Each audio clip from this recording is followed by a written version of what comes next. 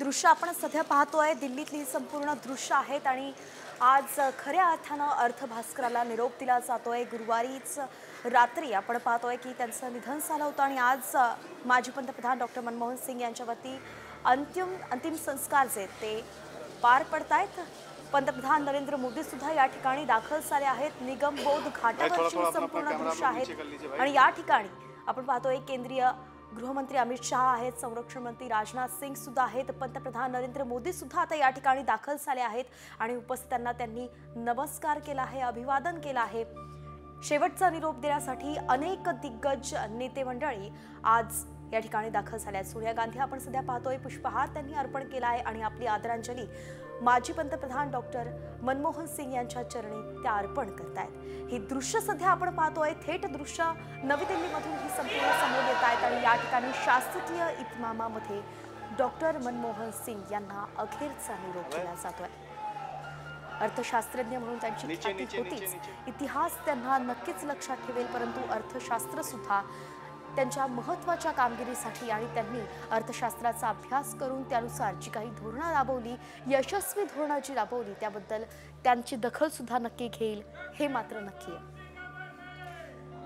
एक विचारवंत, समाजशास्त्रज्ञ, अर्थशास्त्रज्ञ, राजकारणी, प्राध्यापक अशा अनेक वेगवेगळ्या भूमिकांमध्ये डॉक्टर मनमोहन सिंग हे प्रत्येक भारतीयाला भेटत राहिले आणि प्रत्येक क्षेत्रात आपलं योगदान ते देत राहिले।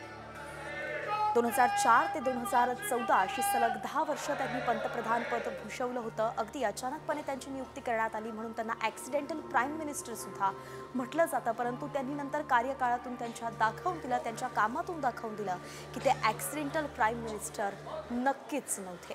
नियतीने हे लिहिलं होतं कारण भारताचा विकास करायचा होता आणि भारताचा विकास करण्यासाठीच माजी पंतप्रधान मनमोहन सिंग यांच्या हातात सूत्र दिली गेली होती ती त्यांनी अगदी योग्य रीतीने सांभाळली होती। जागतिकीकरण त्यांनी केलं, अर्थव्यवस्था भारताची त्यांनी खुली केली, अनेक त्यांनी महत्त्वाचे करार केले, परराष्ट्रीय धोरण त्यांनी राबवलं, परराष्ट्रासोबत भारताचे आंतरराष्ट्रीय संबंध जे आहेत ते त्यांनी दृढ केले आणि यासोबतच त्यांनी भारतातील अगदी तळागाळातील प्रत्येक वंचित घटकाचाही विचार केला होता।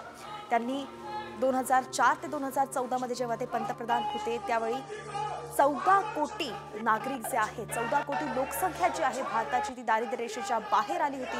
इतकं महत्त्वाचं योगदान त्यांनी दिलं होतं। शिक्षण क्षेत्रात सुद्धा त्यांनी महत्त्वाचं योगदान दिलेलं आहे।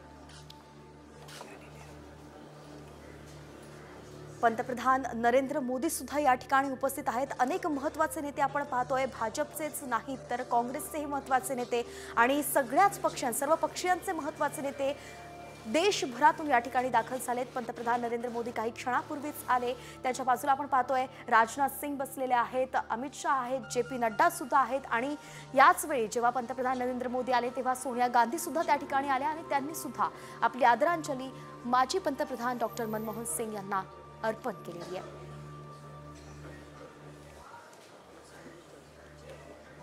अनेक किस्से त्यांच्याबद्दल सांगितले जातात। जेव्हापासून ते आजारी होते, राजकारणातून जरी ते बाजूला आले असले तरी सुद्धा प्रत्येक गोष्टीत त्यांनी मार्गदर्शन हे नेहमीच करत राहिले।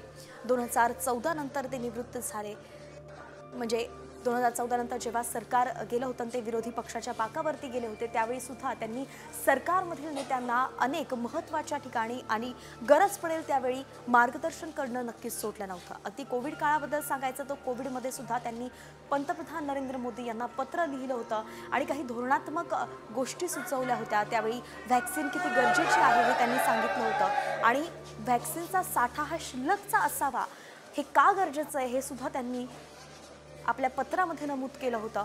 अशा प्रकारे एक जागरूक नेता म्हणून त्यांच्याकडे नेहमी पाहिलं गेलं। जरी ते राजकारणात अगदी ॲक्सिडेंटली आले असले आणि प्राध्यापक म्हणून, अर्थशास्त्रज्ञ म्हणून त्यांनी काम केलं असलं, राजकारणात अनपेक्षितपणे त्यांची एंट्री झाली असली, त्यांचं येणं झालं असलं तरी सुद्धा एक उत्तम राजकारणी म्हणून त्यांनी स्वतःला नेहमीच आणि वेळोवेळी त्यांनी स्वतःला सिद्ध करत ते राहिले।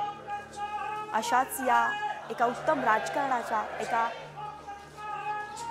मोठ्या अर्थभास्कराचा आज त्याला अखेरचा निरोप दिला जातोय। आपण पाहतोय मल्लिकार्जुन खरगे सुद्धा या ठिकाणी आले आहेत, राष्ट्रीय अध्यक्ष काँग्रेसचे.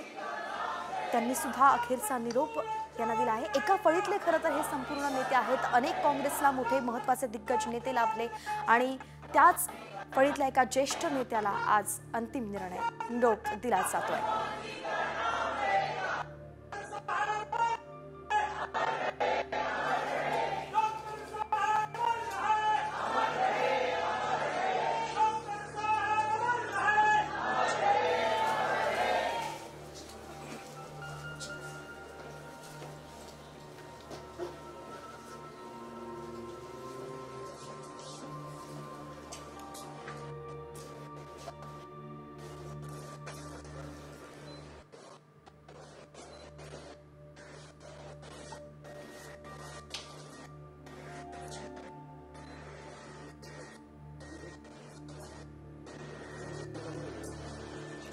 शेवटची आदरांजली या एका अर्थसूर्याला आपण म्हणू शकतो की त्यांना दिली जाते आणि खूप महत्त्वाचे नेते मंडळी सगळे चेहरे आपण पाहतो या ठिकाणी आले आहेत. इतकं मोठं योगदानच माजी पंतप्रधान डॉक्टर मनमोहन सिंगांचं भारताच्या विकासामध्ये राहिलं आहे, म्हणून आज त्यांचा शेवटचा त्यांना निरोप देताना सुद्धा दिग्गज नेते या ठिकाणी आले आहेत. खूप महत्त्वाचं प्रबोधन त्यांनी भारतवासियांना केलं होतं. नागरिकांचं जीवनमान उंच करण्यासाठी त्यांनी वेळोवेळी काम करत राहिले.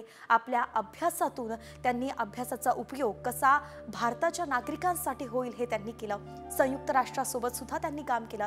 संयुक्त राष्ट्रासोबत काम करत असताना जेव्हा त्यांना भारतातून ऑफर आली होती प्राध्यापक होण्याची, त्यावेळी त्यांनी हसत खेळत ही ऑफर स्वीकारली होती आणि ते दिल्ली स्कूल ऑफ इकॉनॉमिक्समध्ये प्राध्यापक म्हणून सुद्धा रुजू झाले होते. खरं तर संयुक्त राष्ट्रासोबत काम करणं हे कितीतरी मोठ्या अर्थतज्ञांचं आयुष्यभराचं स्वप्न असतं, परंतु हे इतकं मोठं स्वप्न जेव्हा ते तिथे कार्यरत होते, संयुक्त राष्ट्रासोबत काम करत होते, अगदी काही क्षणात त्यांनी आपल्या मायदेशासाठी इतकी मोठी संधी सोडून दिली आणि हसत खेळत ते दिल्ली स्कूल ऑफ इकॉनॉमिक्समध्ये आले. प्राध्यापक म्हणून त्यांनी काम केलं. हे त्यांच्या साधेपणाचं आणि तितक्यात उच्च विचार असण्याचं आणि एक सच्चा देशभक्त असण्याचंच उदाहरण आपण पाहू शकतो. त्यांनी मोठी संधी सोडून भारतात आले आणि भारतातील प्रत्येक गोष्टीसाठी झगडून त्यांनी काम केलं. अमित शहा आपण पाहतोय, अमित शहा यांनी सुद्धा केंद्रीय गृहमंत्री अमित शहा यांनीही आदरांजली त्यांना अर्पण केली आहे. पुष्पहार त्यांनी अर्पण केला आणि त्यानंतर संरक्षण मंत्री राजनाथ सिंग आता या ठिकाणी येतील आणि ते सुद्धा आपली आदरांजली श्रद्धांजली ही डॉक्टर मनमोहन सिंग यांच्या चरणी अर्पण करतील.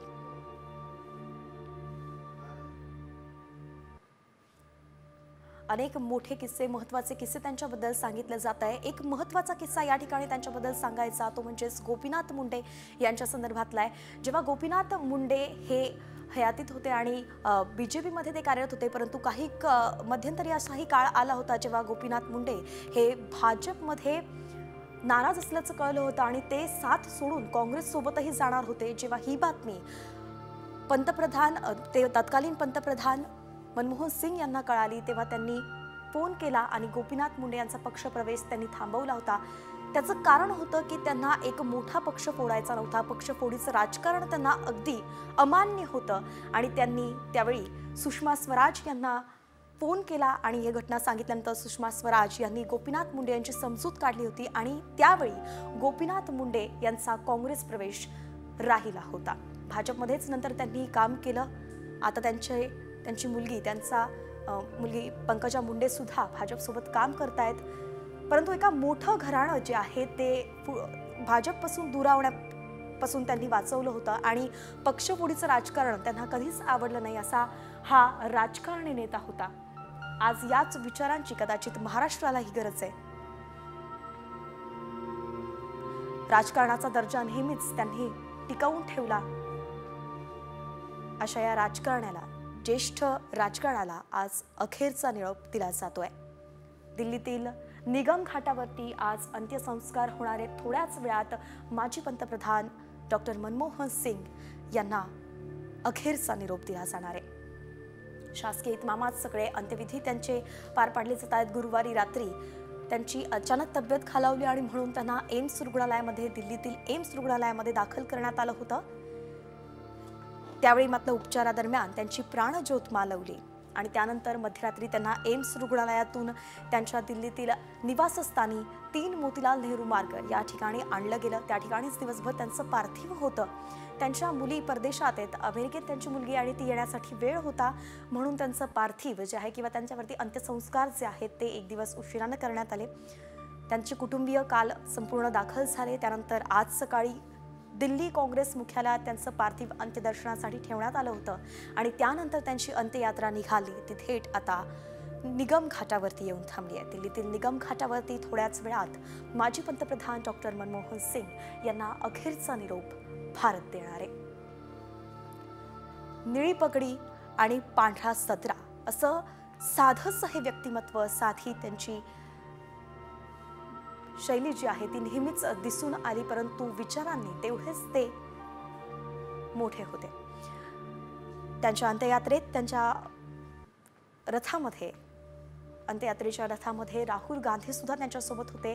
काँग्रेसचे नेते ते आहेत, विरोधी पक्षनेते म्हणून आता ते कारभार सांभाळत आहेत। जेव्हा त्यांना ही बातमी कळाली की डॉक्टर मनमोहन सिंग यांना उपचारासाठी रुग्णालयात एम्समध्ये दाखल करण्यात आलंय, त्यावेळी काँग्रेसची बेळगावामध्ये मोठी बैठक होती, अधिवेशन होतं आणि ते सगळं रद्द करण्यात आलं। सगळे काँग्रेसचे नेते हे दिल्लीत आले। त्यांच्या अंत्ययात्रेत त्या रथामध्ये सुद्धा राहुल गांधी त्यांच्या सोबतच होते आणि त्याच रथातून ते निगम घाटावरती दाखल झाले। निगमबोध घाटावरती आता अंत्यविधी काही क्षणातच केला जाणार आहे। देशभरातून महत्त्वाचे नेते या ठिकाणी दाखल झालेत। आपली शेवटची आदरांजली ते अर्थसूर्याच्या चरणी वाहतात।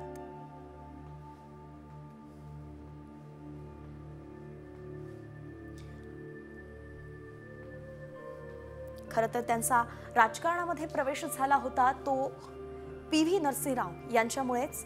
पी.व्ही. नरसिंहराव जेव्हा पंतप्रधान होणार होते तेव्हा मंत्रिमंडळात त्यांनी ऑफर जी आहे ती दिली होती। 1991 ते साल होतं। पी.व्ही. नरसिंहराव यांच्या सरकारमध्ये मंत्रिमंडळाचा विस्तार होणार होता। यावेळी त्यांनी अनेक फेरबदल मंत्रिमंडळात केले होते। पी.व्ही. नरसिंहराव यांनी महाराष्ट्राचे 2 महत्त्वाचे नेते त्यांनाही आपल्या मंत्रिमंडळात घेतलं होतं आणि अशातच त्यांनी ऑफर दिली होती अर्थमंत्री पदाची, ती डॉक्टर मनमोहन सिंग यांना, ज्यांचा राजकारणाशी काहीही संबंध नव्हता। त्यांना सुद्धा त्या ठिकाणी आणलं गेलं होतं कारण की त्यावेळी आर्थिक स्थिती जी आहे ती वाढवणं, उंचावणं भारताची गरजेचं होतं।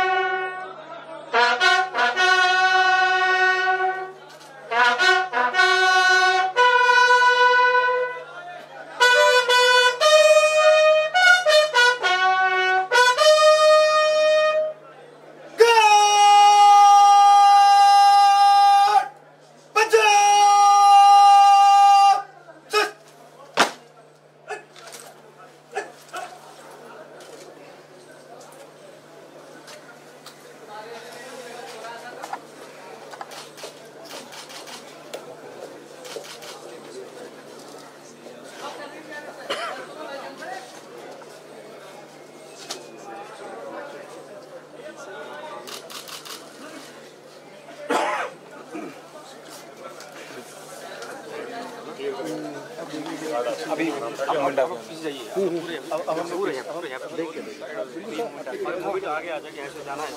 आताच आपण पाहिलं राष्ट्रपती द्रौपदी मुर्मू यांनी सुद्धा आपली आदरांजली माजी पंतप्रधान डॉक्टर मनमोहन सिंग यांच्या चरणी अर्पण केली आहे। त्यांनी सुद्धा अगदी शासकीय इतमामात त्यांना आदरांजली वाहिली आहे। ही दृश्य आपण पाहतोय। राष्ट्रपती द्रौपदी मुर्मू सुद्धा या ठिकाणी पोहोचल्या आहेत। त्यांच्या बाजूच्याच खुर्चीवरती पंतप्रधान नरेंद्र मोदी आहेत, त्यांच्या बाजूला संरक्षण मंत्री राजनाथ सिंग आहेत आणि त्या बाजूला केंद्रीय गृहमंत्री अमित शहा आहेत, त्यांच्या बाजूला जे पी नड्डा आहेत। अशी अनेक दिग्गज नेत्यांची फळीच आपण पाहतोय या ठिकाणी आज निगमबोध घाटावरती पोहोचली आहे। अखेरचा निरोप ते मनमोहन सिंग यांना देणार आहे। 92व्या वर्षी डॉक्टर मनमोहन सिंग यांचं निधन झालंय आणि आज त्यांना शासकीय इतमामात अखेरचा निरोप दिला जातोय। एक अर्थभास्कर जे आहेत तो आज मावळलाय, आज अर्थसूर्य मावळलाय, त्यांना शेवटचा निरोप।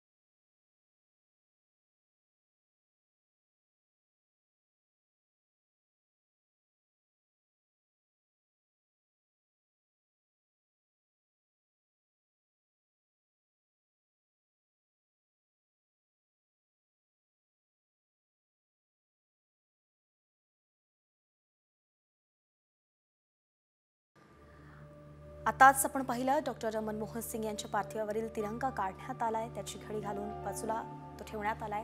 शासकीय इतमामात हा संपूर्ण अंत्यविधी होतोय आणि त्याचीच ही प्रक्रिया आपण सध्या बघतोय। महत्त्वाचे नेते या ठिकाणी आले आहेत, आदरांजली वाहिली आहे आणि आता पुढील अंत्यसंस्कार करण्यासाठीचे विधी जे आहेत ते सुरू झाले, ती प्रक्रिया सुरू झालेली आहे।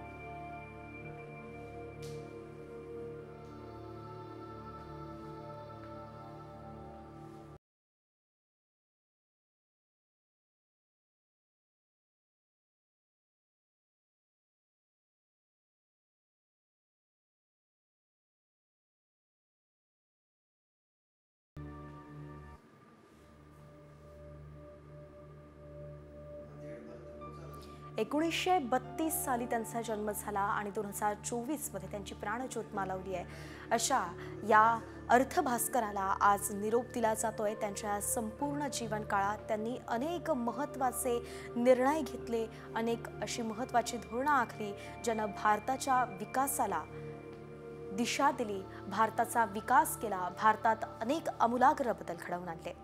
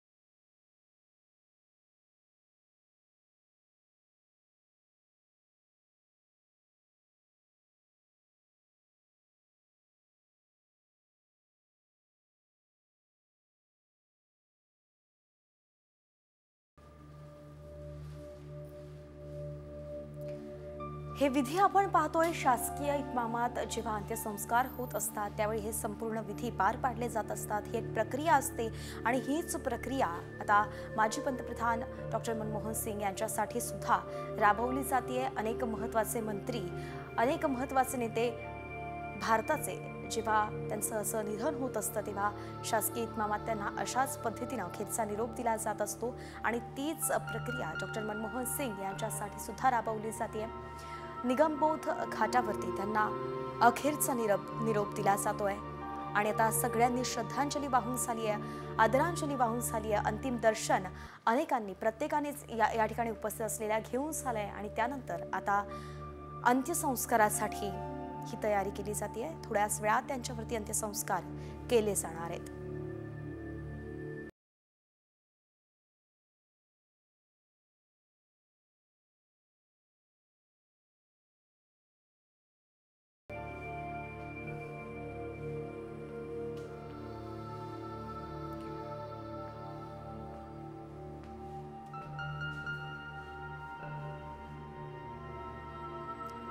त्यांच्या शब्दापेक्षा जास्त त्यांचं काम बोलत राहिलं आणि आपल्या कामातून त्यांनी अनेक बदल घडवले।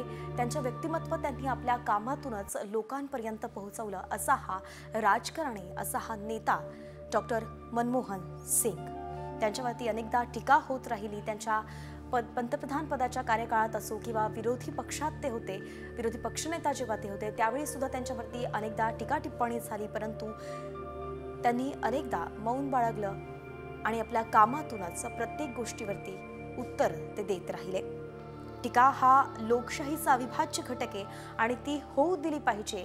ह्या पिढीचा असा विचार करणारे जे पिढीतले नेते होते त्या पिढीतलेच एक म्हणजेच डॉक्टर मनमोहन सिंग। लोकशाहीचा अविभाज्य भाग म्हणून त्यांनी नेहमी टीकेला वाहिला आणि त्यातून त्यांनी नेहमीच बदल करत ते राहिले।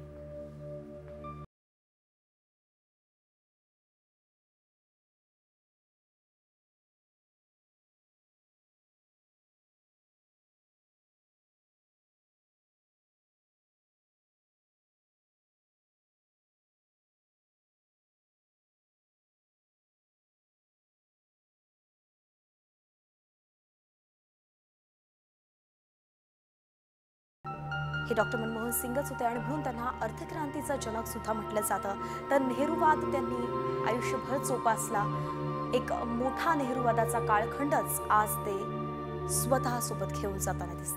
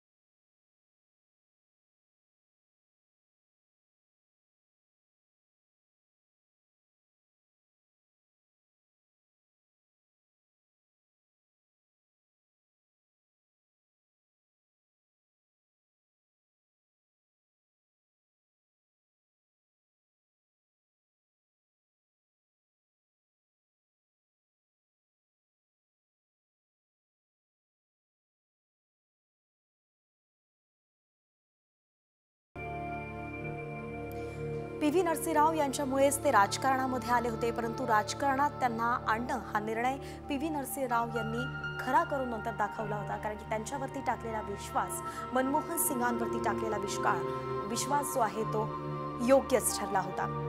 तो अगदी धामधुमीचा असा काळ होता। सरकारी तिजोरी रिकामी पडली होती, डॉलरची गंगाजळी सुद्धा आटली होती आणि चलनवाढीचा दर जो आहे तो अगदी 17% पोहोचला होता।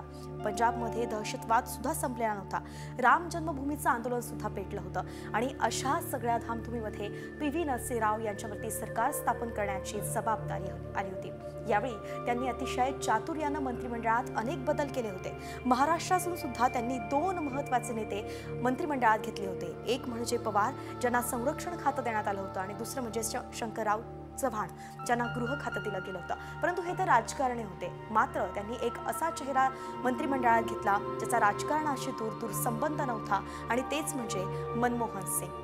त्यांना अर्थमंत्रीपद दिल्यानंतर अनेक जणांनी टीका सुद्धा केली होती, परंतु हाच विश्वास नंतर त्यांनी सार्थ करून दाखवला, जेव्हा या सगळ्या गोष्टींमधून, या सगळ्या अडचणीतून त्यांनी भारताला बाहेर काढलं होतं.